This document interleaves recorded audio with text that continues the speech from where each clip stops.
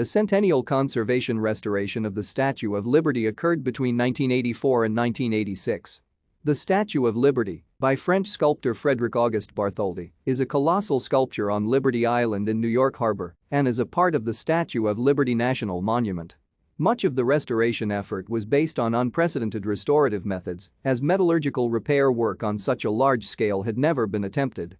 Many scientists, engineers, government organizations, and professional consultants evaluated and dealt with the various problems and tasks facing the restoration effort. The restored statue was reopened during Liberty Weekend, its 100-year anniversary celebration held July 3-6, 1986. The preparations for the centennial celebration of the Statue of Liberty began in 1979. The Centennial Conservation Restoration Project was formed by the National Park Service, the custodians of the statue since 1933, to investigate possible development alternatives.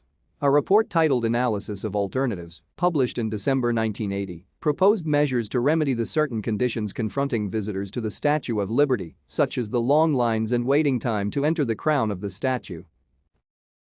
Thank you for watching. Like and subscribe if you would like to view more of our videos. Have a nice day.